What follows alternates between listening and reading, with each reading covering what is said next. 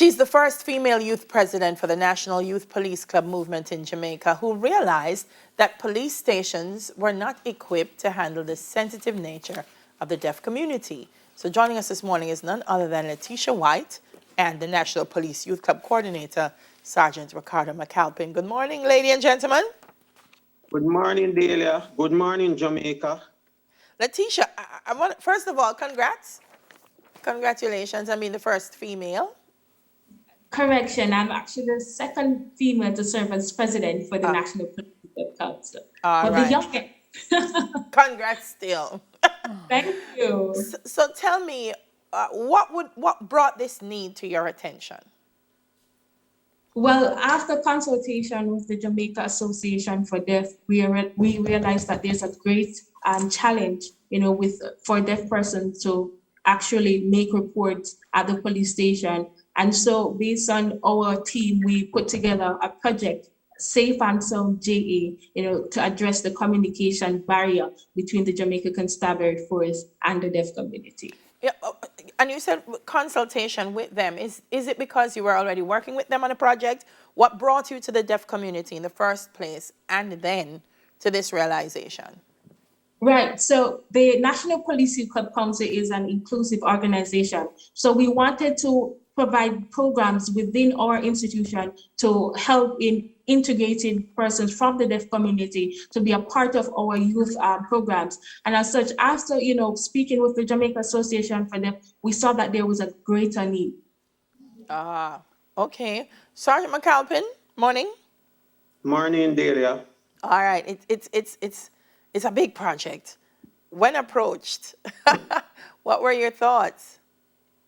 Well, when Letesha first discussed this with me, yes, I said to her that it's a wonderful idea. It was actually visionary to really be thinking that way. And I assured her that we will give her our best support in making this a reality. Okay. So let's talk this through, Letesha. You had consultation.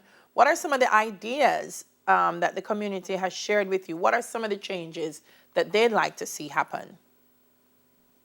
Right. So separate from the consultation with the organization Jamaica Association for Deaf, we have also had some focus groups with members from the deaf community. And from those consultations, we have noticed that there's not enough funding to support interpreting service for them at the police station. So we would like for the Jamaica Constabulary Force to allocate some funds for interpreting service, because it's very much expensive.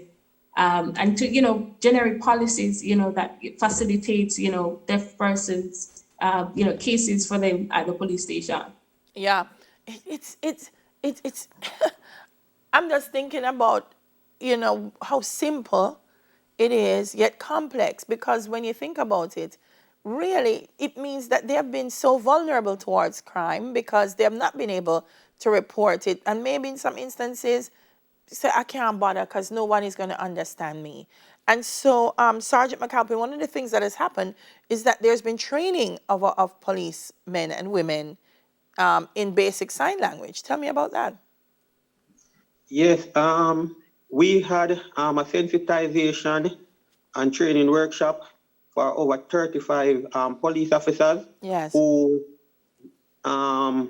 interface with the deaf community on a regular basis to basically give them that capacity to handle the communication barriers that was once faced by the Jamaica Constabulary Force.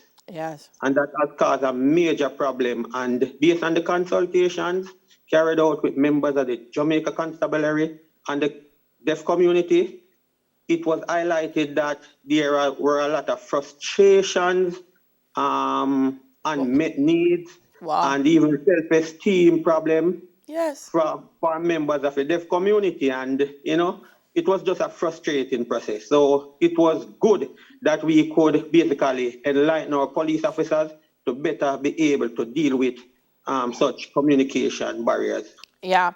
What I also like about Letesha is that the officers came from different areas. There are law enforcement officers assigned to Sissoko, which is the Center for Investigation of Sexual Offenses and Child Abuse, Community Safety and Security, Mandeville and Halfway Tree police stations. And they spent 3 months learning to communicate with the deaf. How wonderful. Did you select the areas, or once you approached the constabulary force, did they say, okay, these are the areas that we feel we most need our resource people to understand the deaf community, and they made the selections? Just a little correction. The project is for 3 months. Okay. We had 2 days workshop, intensive workshop that was facilitated by the Jamaica Association for Deaf. Okay. And we wanted to ensure that, this project is, far-reaching. And so we start different divisions within the Jamaica Constabulary Force to ensure that it is very much effective. And we must shout out to United Nations Development Program, for seeing the opportunity to assist us, US $10,000, we're very much appreciative. Wonderful. Sergeant, tell me a little bit about the police youth clubs. I mean, it's a great way to build relationships between our police force and our young people. But when you see projects like this coming out of Letesha, where young people are saying, okay, I see a gap and I see ways in which we can improve law enforcement, is this really what it's about?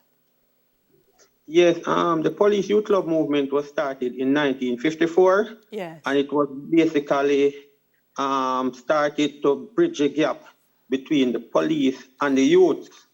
And we realized that the engine of a nation is with the youth.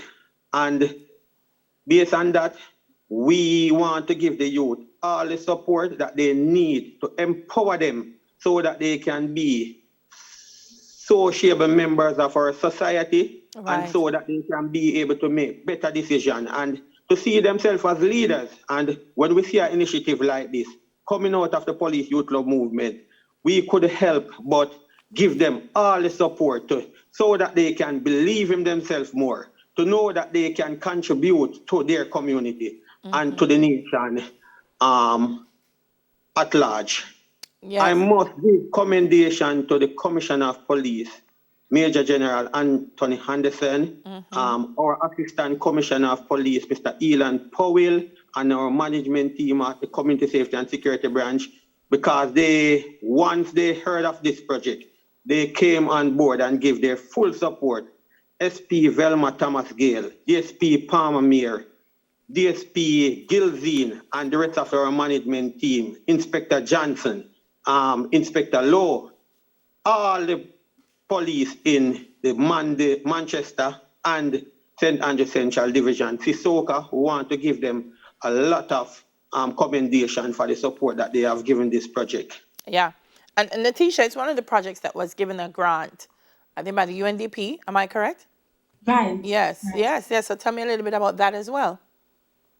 All right, so we had to write a proposal and submit, and there were a lot of applications, and we were fortunate enough to be among 10 youth-led organizations to receive a grant of $10 US to execute $10,000 US, my correction, to execute this project, and we're very grateful. And I also want to shout out to my team, the executive members of the National Police Youth Club Council, for their assiduous assistance in ensuring that this project is a success. And I also want to shout out to Ms. Sandra White, our General Secretary, who's now in Dubai, representing the movement and Jamaica.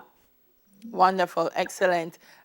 Before you go, would you encourage other young persons to be a part of the National Police Youth Club, and why? Most definitely, I will encourage and implore all young people who are listening now to join the Police Youth Club movement. It's a great opportunity for you to develop your professional and personal skills, and for you to say, hey, you're going to contribute to nation building in making Jamaica the place of choice to live, work, raise family, and do business. I like it. When our young people have vision, man, it's amazing. And thank you, Letesha, for not just having the vision, but for seeing it through.